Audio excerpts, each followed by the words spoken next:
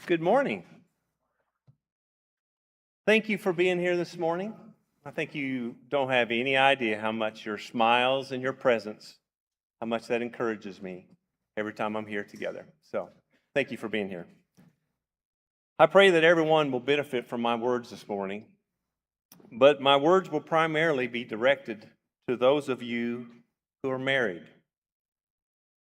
I stand before you this morning as a man that has made many mistakes. The mistakes that I struggle with the most are those concerning my marriage. Most of you already know this, but 11 months ago I lost my wife, Sherry, to cancer. We were married 38 years, and it was an incredible life together. And even though we had a wonderful marriage, I could have done so much better as a husband. That's why I'm standing before you this morning. It is my prayer that I can say something this morning that will help your marriage or other relationships that you might be struggling with this morning. I'm not standing here looking for any sympathy. I'm standing here because losing someone teaches you lessons that you wish you would have learned sooner. And even though I don't enjoy getting up here in front of you all and talking about something that is really difficult for me to talk about, I really believe that the Spirit has led me to be here this morning. I pray that what I have to say is an encouragement to you and especially to your marriage. Oh, what I would give for one more day with Sherry. Just one more conversation, one more hug, one more of her beautiful smiles. The ordinary things of our marriage all of a sudden have become priceless and precious. Simple things like hearing her singing beside me as we worship together here at Brookline, or the way that she could always find a smile no matter how she was feeling, or all the times that she encouraged me. There are literally thousands of things that I miss about Sherry every single day. What I want to tell you this morning is simple. Don't assume that you have tomorrow. Don't take anything for granted. I know that this message is important to understand no matter what type of relationship that we're talking about. Whatever relationship that you are struggling with in your life, today is the day that you make the call, that you have that hard conversation, that you make things right. Never take it for granted that God will give you another day.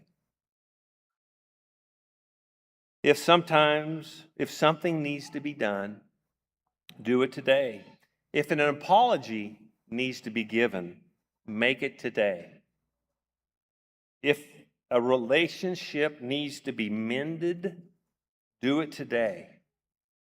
And if you are married, love each other today. Too often, we assume that we will always have another tomorrow, another anniversary, another conversation, another opportunity to say thank you, another chance to apologize, another evening together, another. Most of my marriage, I was incredibly busy.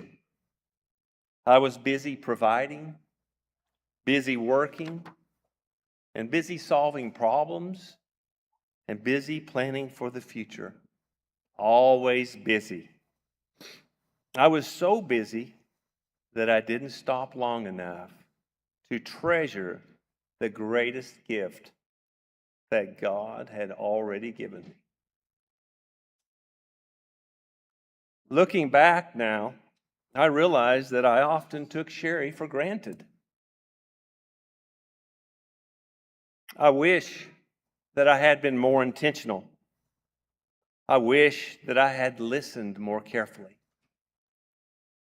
encouraged her more often, prayed with her more faithfully, and reminded her every day how precious she was to me.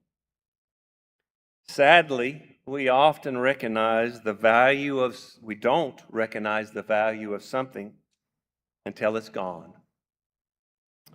I can't believe that Sherry's gone. I can't believe that I'll never tell her I love her again. Today, I don't stand before you to make you feel guilty.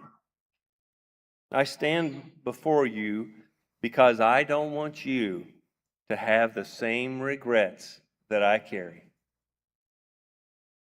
The greatest threat to many relationships, and especially marriages, isn't what you think. What do you think it is? In my opinion, it's neglect. Not cheating, not abuse. It's just drifting apart from each other and drifting away from God. The little things disappear. The thank yous become fewer.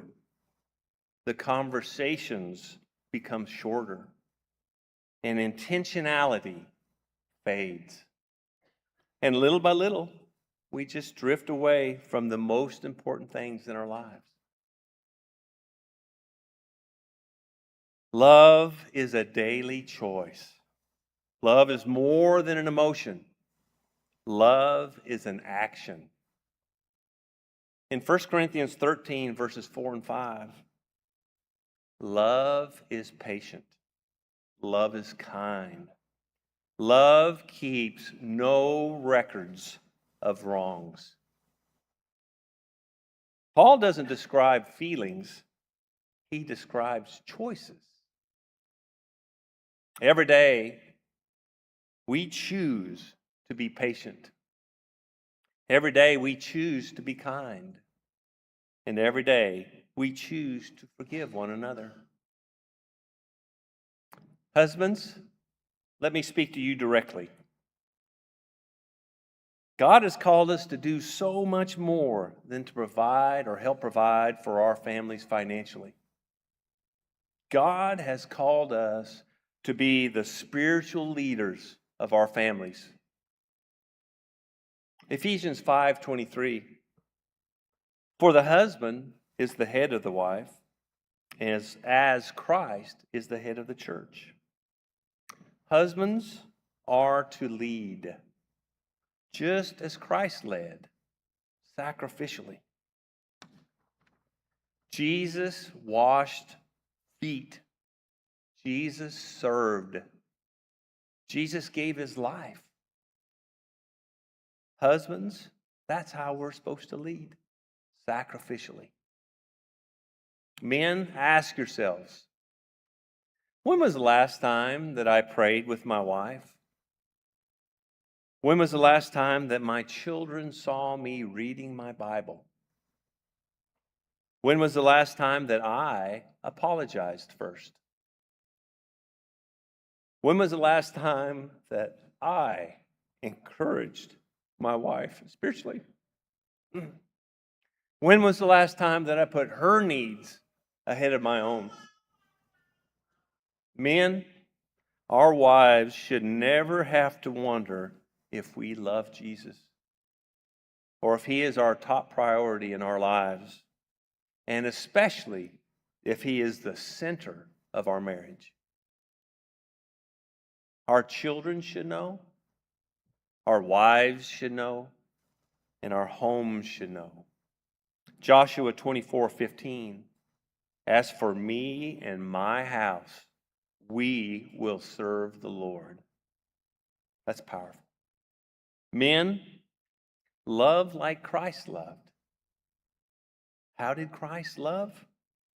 Sacrificially, patiently, forgivingly, unconditionally. Romans 5:8, that God demonstrated his love for us in this: while we were still sinners, Christ died for us. Men, love first, forgive first, serve first, apologize first, pray first, and lead first. Don't wait until your wife deserves it. Love her first because Christ loved you first. Jesus didn't wait until you deserved it. Appreciate what you have today. One lesson that grief teaches you is this: the ordinary moments were actually extraordinary moments.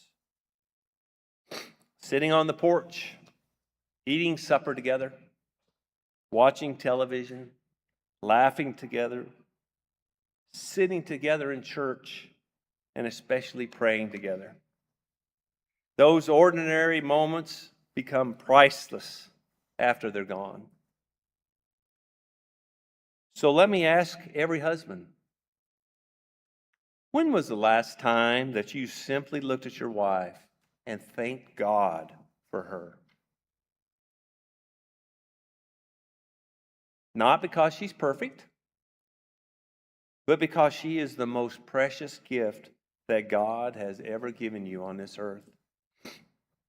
And wives, when was the last time you encouraged your husband or complimented him for his hard work or the way that he takes care of you? Marriage thrives where gratitude lives. Marriage thrives where gratitude lives. Psalms 90:12. Teach us to number our days. We all know how life is so short. We just live our lives as though it isn't.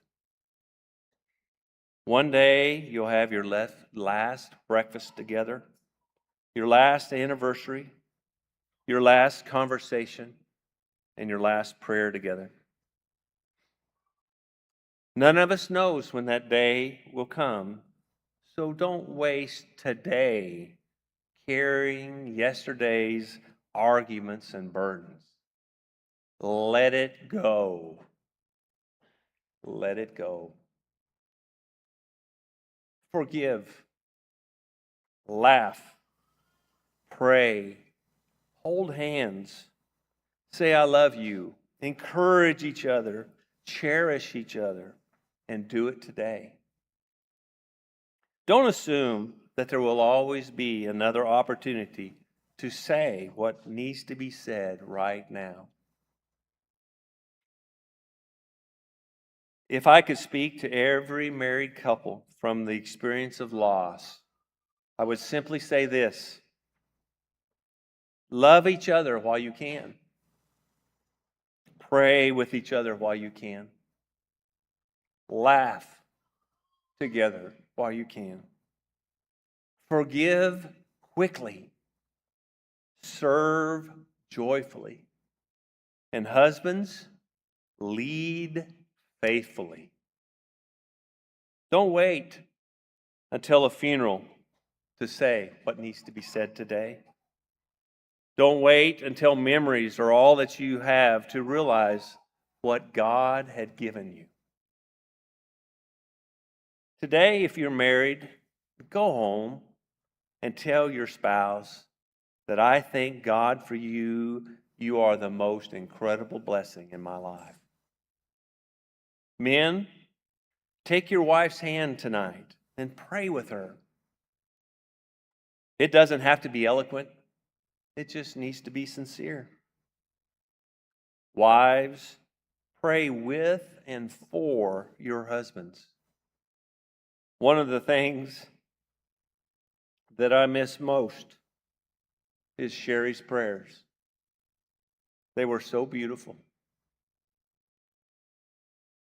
Most of you have heard me talk about Kevin 1.0. I'm glad that you never knew him. He was hard to live with. He had an injury in 2007 where he lost his health. He had to have 4 major hip surgeries in 5 consecutive years. He had to sell his business. He struggled to walk, and he couldn't even get out of a chair. He had to sell all of his cattle and move to Springfield. He was in uncontrollable pain, and he was not easy to live with. In fact, he was tough to just be around. Through all that, Sherry never gave up on me. She was so committed to our marriage. She took care of me every day. She had to put my pants on, my socks on, and my shoes on every day for 3 months after every surgery. Remember, I had 4 hip surgeries. That means she had to help me dress for a whole year. She never complained. And she always did it with a smile. I'm so thankful that Kevin 2.0 showed up one day. He had been humbled tremendously through everything that he had gone through in that tough season. Come to find out, that injury that happened in 2007, that was the best thing that ever happened to him. It helped him realize how important Sherry was in his life. It became obvious that Sherry was the greatest blessing that God had ever given him. I'm so thankful that one of the first things that Kevin 2.0 did was change the way that he showed Sherry how much he loved her. I'll never forget that on a beautiful Sunday summer evening, I got down on my knees. I took a towel and a bowl of water.